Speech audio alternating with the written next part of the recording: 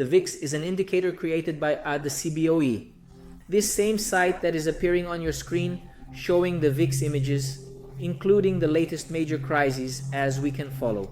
It measures the expected volatility in the markets for the next 30 days. The higher it is, the greater the fear and panic in the markets. That's why it's called the fear index. On the screen, we are seeing the latest major events from the data we have on the VIX. So this chart goes from 1990 to almost 2025. So from 1990 to the year 2000, we had two events. The first being the Iran war with a market volatility of 4%. Then we had the famous Asian financial crisis causing a market volatility of 7%. This happened in 1998. Notice that even so, we had significant volatilities in the VIX and consequently in the markets. This in 98. This in 2001. 2002, we know what happened there in 2002. Then consequently in 2008, we had what became known as the European debt crisis, right? The European debt crisis and the fall of the euro. Practically that. We know that during this period it was caused by, first it started in the United States, but it was a mortgage crisis, and then consequently it spread throughout Europe, in summary.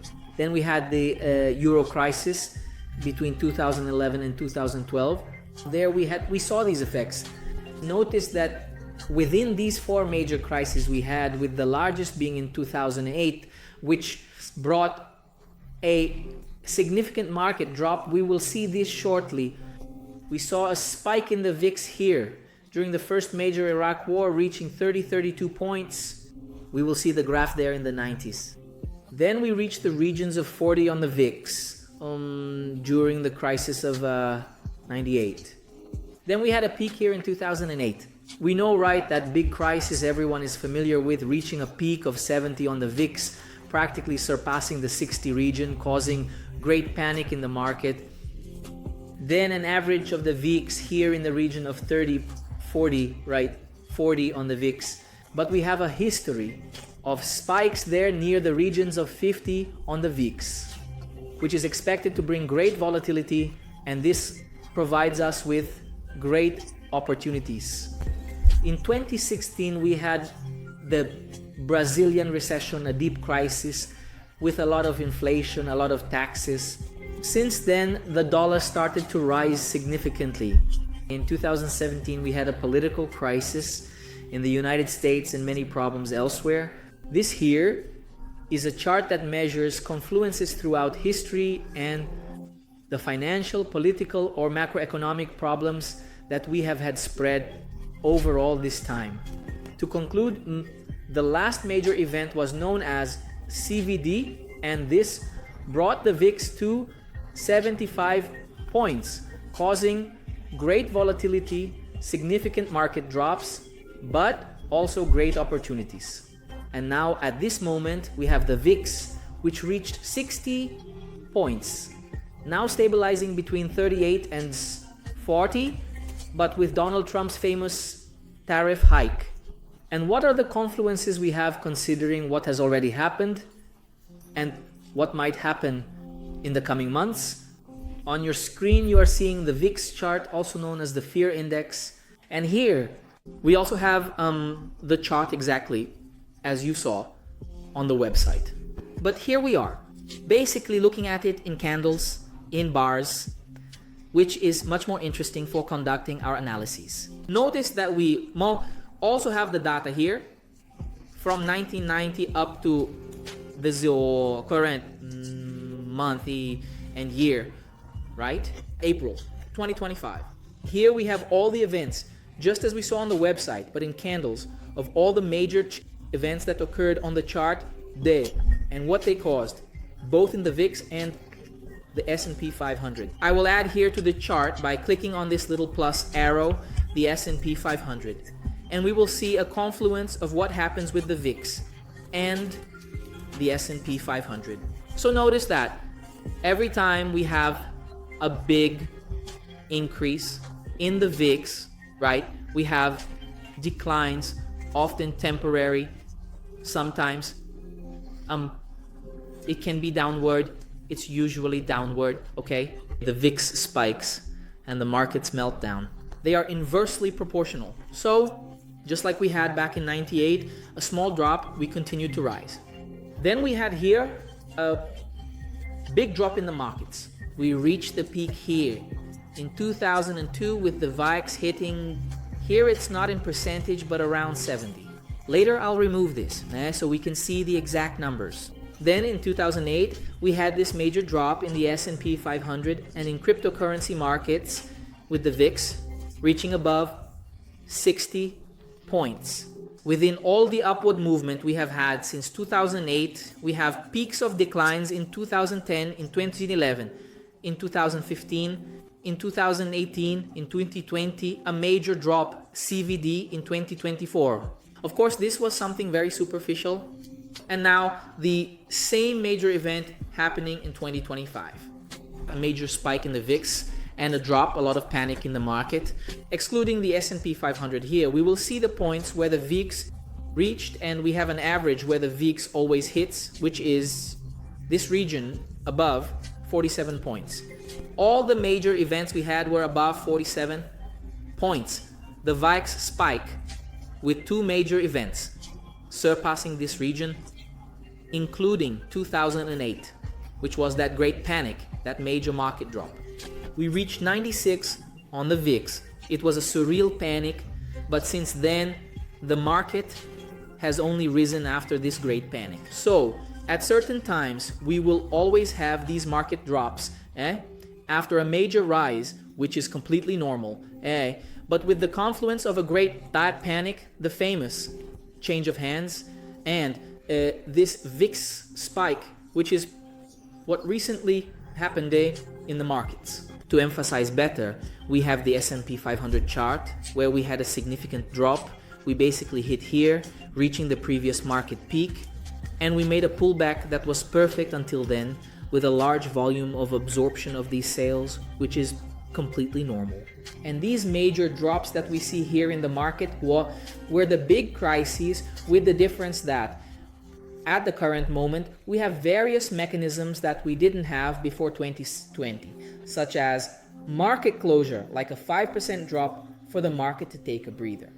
Back then we didn't have that. So if we have a 5% drop in one day and the market closes, it opens another day with a 5% drop, the market closes, and so on consequently. All the major companies in the S&P 500 like Google, Apple, Microsoft, I'll consider these three. They also had declines. So Google fell from $200 to $140. Apple, which usually has slightly lower volatility, fell from $260 to $170, retesting support levels. Microsoft itself fell from $466 to $347, but before all that it went from $200 to $400, and it has been rising since $26. Looking at the VIX, looking at the S&P 500, and converging with the cryptocurrency market every year that the VIX spiked, bringing great panic to the market, we had the best opportunities for at least the following 2 years. At least this brought an absurd profit for those who had the courage when everyone was afraid to buy.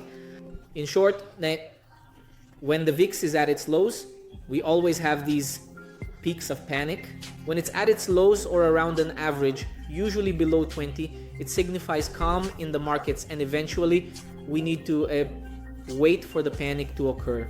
And when this happens, and we have this great panic in the market, good assets are heavily discounted and can experience a huge appreciation in the coming months. Opportunities like this only occur in occasional cases, usually taking 3, 4, 5 years to happen.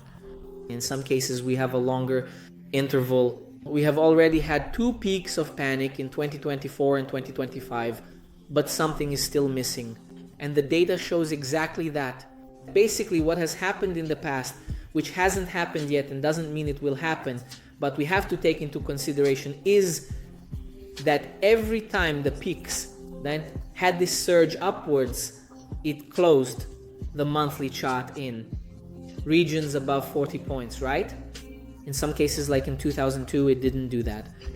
Here in 2008, it did that. It even closed here in the regions of 60 points.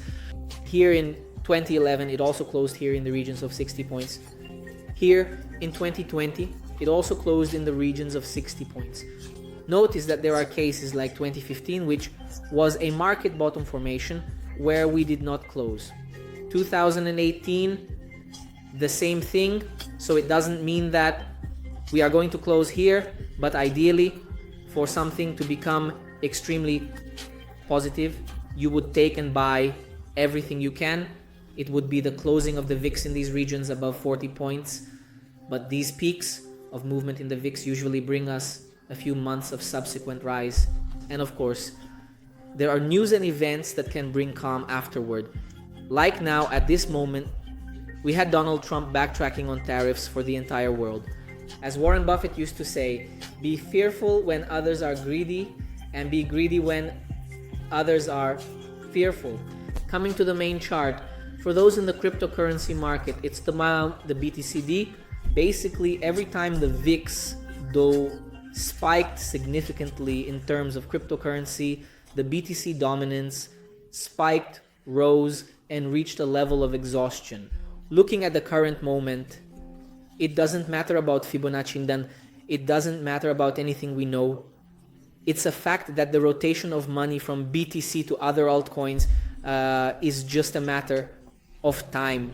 Normally, when the market is riskier, like the case of these altcoins that are right here beside you, even rising much more than BTC, which is completely normal in this process, we need a great peak of fear for this money to change hands and for us to have the inversion, and now for BTC and the altcoins to rise together, because there is no historical record in BTC charts in the crypto market enough a peak being formed with dominance at its maximum, as is the case happening here. Soon I will bring a more in-depth study solely on this, the decoupling or correlation of BTC dominance with market peaks and troughs. See you in the next video.